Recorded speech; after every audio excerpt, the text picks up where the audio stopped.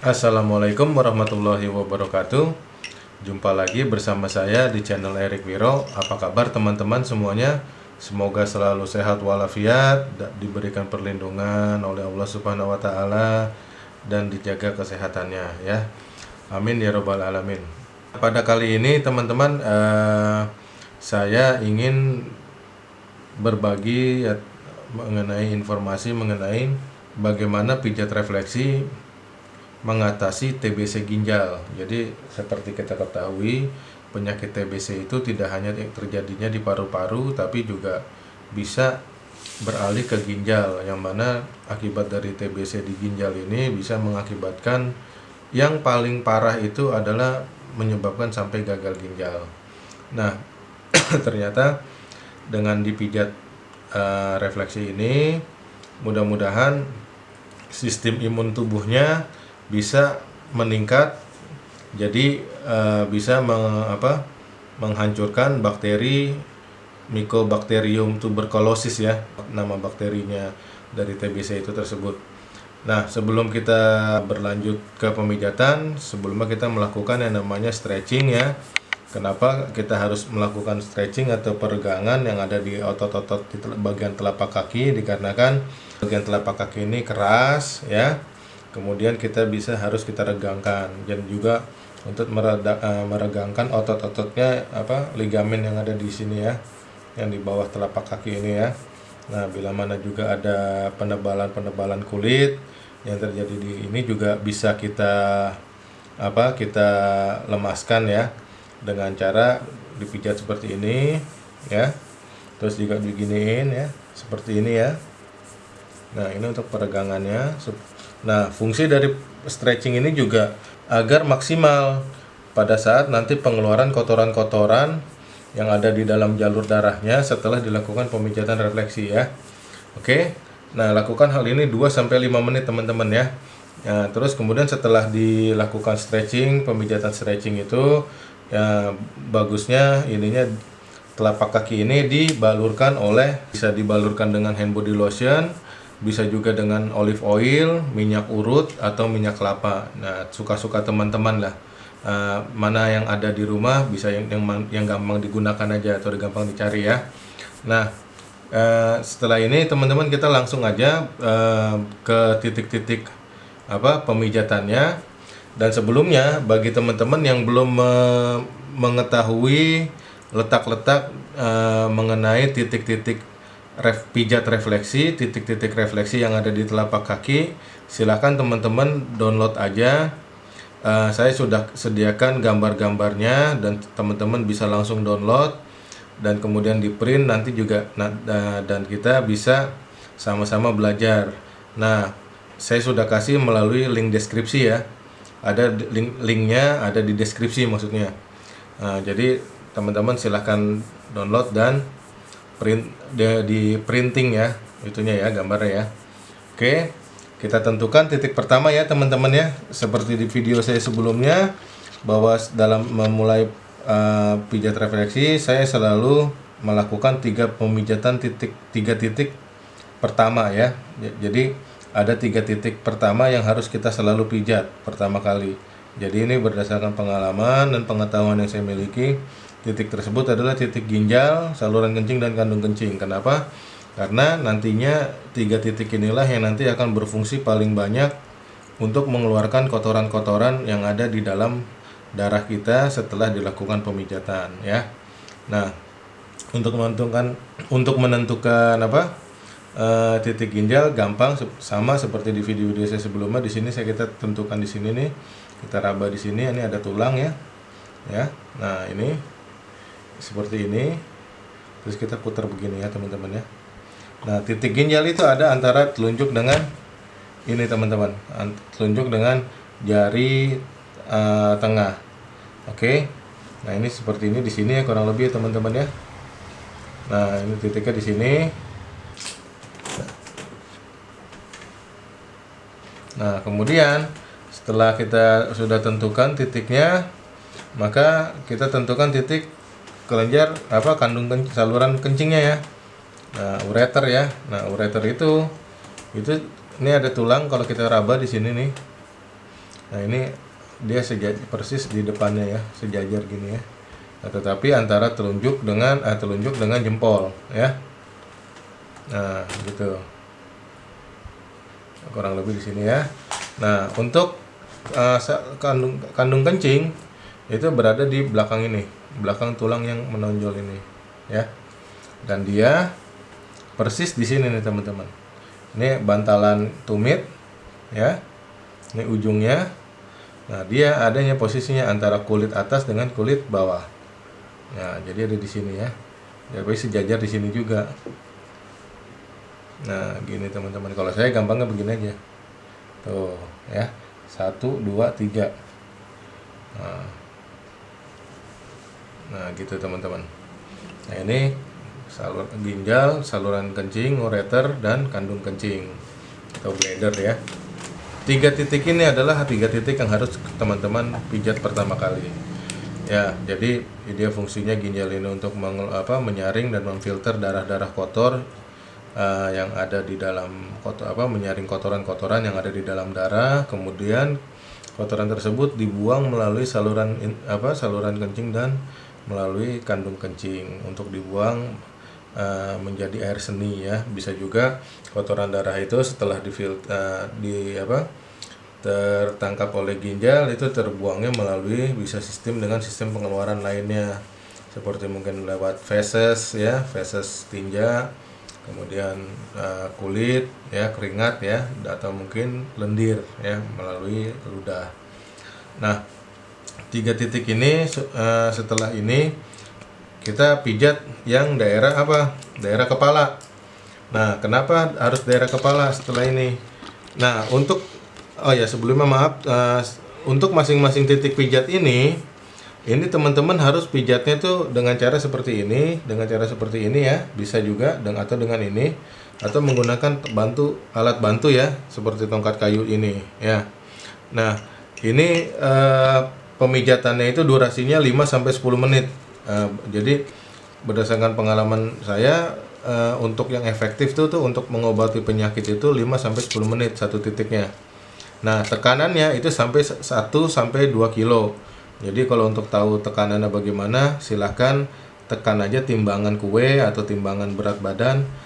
Itu sebesar 1-2 kilo ya. Nah, untuk untuk setiap pemijatan selalu gunakan hand body ya. Jadi supaya tidak lecet ya. Jadi setiap kita mau mijat, kasih hand body lotion atau lotion ya, agar ini tidak menjadi lecet. Bila mana ini yang udah kering lagi, kita tambahin lagi ya. Oke, kita lanjut. Setelah dari 3 titik pertama ini, kita pijat yang namanya ini teman-teman, kelenjar bawah otak. Nah, kelenjar pituitari namanya. Nah, ini kelenjar bawah otak ini dia yang mengatur seluruh kerja organ-organ yang ada di dalam tubuh kita. Ya, organ-organ yang bersifat sistem metabolisme dan lain-lain juga. Nah, selain dari ini, maka kita pijat juga yang namanya saraf trigeminus. 1-2 kilo 5-10 menit. Selalu gunakan hand body lotion ya. Saraf trigeminus itu adalah saraf yang terbesar yang mengatur pengecapan ya. Nah, dia juga bila mana ada bakteri atau virus yang ada di dalam tubuh, juga dia membantu untuk mengatasi hal-hal tersebut ya. Ini adalah di sini nih. Nah, dia memperkuat sistem kulit dan yang lain-lain ya. Nah, ini kita pijat juga, gunakan hand body lotion tetap 1-2 kilo 5-10 menit. Nah, kemudian yang kita pijat setelah dari sini itu adalah yang berkaitan dengan metabolisme teman-teman. Kelenjar anak ginjalnya ya. Di sini ya, adrenal. Nah, setelah dari pala, nah itu kita ke sini, ke kelenjar adrenal. Nah, ini kelenjar anak ginjal. Dia yang memperkuat sistem tekanan darah ya. Tekanan darah kita yang ngatur dia. Terus juga sistem metabolisme, dan terutama juga fungsi utamanya adalah sebagai untuk otot jantung ya. Nah, jadi dia ini pelumasnya otot jantung dan juga menyediakan glukosa untuk liver ya. Nah, ini nih fungsinya, salah satu fungsi adrenal. Nah, kemudian dari sini maka kita pijat yang berkaitan itu adalah limpa, teman-teman. Nah, limpa, kenapa harus limpa? Karena limpa ini, karena ini TBC ya, penyakitnya TBC, maka kita harus memperkuat sistem imun. Nah, adanya di limpa paling banyak. Karena kenapa? Karena limpa yang bila mana kita ada bakteri, ada virus, dia akan mengeluarkan darah putih ya, sel darah putih yang fungsinya untuk melawan virus atau bakteri. Nah, itu kita pijat di sini limpa ya. Nah, daerah sini. Nah, ini sama seperti yang titik-titik yang lainnya, selalu gunakan hand body lotion 1-2 kilo 5-10 menit ya, teman-teman ya. Jadi fungsi limpa di sini untuk meningkatkan sistem imun yang ada di tubuh kita, terutama untuk melawan bakteri-bakteri yang ada di bagian ginjal. Karena ini kan berkaitan, karena kali ini kita membahas pijat refleksi untuk mengatasi TBC ginjal ya. Nah, setelah dari ginjal ini, maka kita pijat juga daerah yang namanya tuh ini, teman-teman, kelenjar reproduksi. Nah, kenapa kita harus pijat kelenjar reproduksi? Karena mungkin akibat bakteri tersebut ada kerusakan-kerusakan yang terjadi di bagian ginjal. Nah, oleh karena itu salah satu fungsinya kelenjar reproduksi ini juga dia adalah meregenerasi sel-sel atau kerusakan-kerusakan yang ada di dalam tubuh kita. Itu adalah salah satu fungsinya aja ya. Nah, ini ada dua tempatnya ya, kelenjar reproduksi. Yang satu adanya di sini, di bawah bantalan tumit ini ya, persis di tengah. Dan ini agak ditekan banget ke dalam karena titik sarafnya itu benar-benar dalam ya di sini ya, yang di sini. Nah, gunakan selalu hand body lotion 1-2 kilo 5-10 menit, teman-teman. Jangan lupa itu ya, teman-teman ya. Nah, kemudian titik yang keduanya dari kelenjar reproduksi itu ada di sebelah sini, teman-teman. Nah, ada di sebelah sini. Nah, ini ada mata kaki ya. Nah, ini mata kaki ya. Kalau tulang mata kaki nih. Nah, ini dia posisinya di sini, teman-teman. Nah, jadi posisinya nih dari mata kaki. Nah, dia di sini, teman-teman ya. Nah, ini nih. Nah, jadi posisinya di sini aja nih, persis nih. Kita jadi pijatnya gunakan hand body lotion tetap ya. Pijatnya dari bawah ke atas, dari bawah ke atas, dari bawah ke atas ke arah jantung ya. Karena kenapa? Itu supaya bisa cepat untuk dialirkan dan disaring oleh ginjal ya, supaya bisa cepat dikeluarkan. Oke. Nah, pijatnya dari bawah ke atas ya, teman-teman ya. Jangan lupa ya. Nah, kayak gitu. Kalau mau begini-begini juga boleh, cuman lebih pada saat kita turunnya ini jangan ada tekanan. Tapi pada saat dia ke atasnya baru kita tekan ya. Nah, oke. Oke, teman-teman. Nah, itu adalah titik-titik yang di sini ya. Nah, kemudian kita lanjutkan lagi adalah untuk sistem pengeluaran. Nah, sistem kelenjar getah bening. Nah, kelenjar getah bening ini adalah sama seperti limpa ya, tapi dia versi kecilnya kalau bagi saya. Jadi dia fungsinya itu sama seperti limpa. Dia mengatasi hal-hal yang berkaitan dengan bila mana ada infeksi atau bakteri. Ini tugasnya juga sama, dan juga dia mengangkut kotoran yang ada di dalam darah untuk segera dibuang. Tapi saat yang bersamaan juga dia mengangkut hal-hal yang baik untuk disalurkan melalui darah ya, yang baik untuk tubuh. Nah, ini ada 4 posisinya di sini. Yang pertama ini kelenjar getah bening bagian dada di sini ya. Nah, jadi kalau ini kita buka begini nih, ada tulang dari sini sampai sama tulang yang terunjuk ini membentuk segitiga ya. Nah, ini posisinya begini, teman-teman. Nah, kita pijat dari bawah ke atas ya. Selalu sama, gunakan hand body 1-2 kilo 5-10 menit. Yang kedua, ini kelenjar getah bening bagian perut di sini, teman-teman. Jadi ini bagian perut, ini ada mata kaki ya. Nah, mata kaki ini sampingnya teman-teman. Jadi posisinya gini. Nah, ini mata kaki di bagian bawah ya. Ini ada yang ada yang cekung. Nah, itu di situ posisinya teman-teman. Ini kelenjar getah bening bagian perut.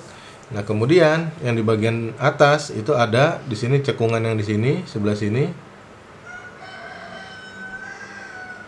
Nah, ada juga yang di sisi sini, yang setelah di depan mata kaki. Ya.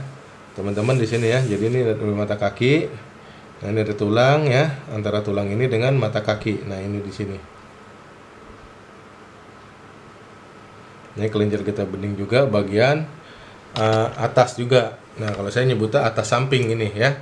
Gunakan selalu hand body lotion.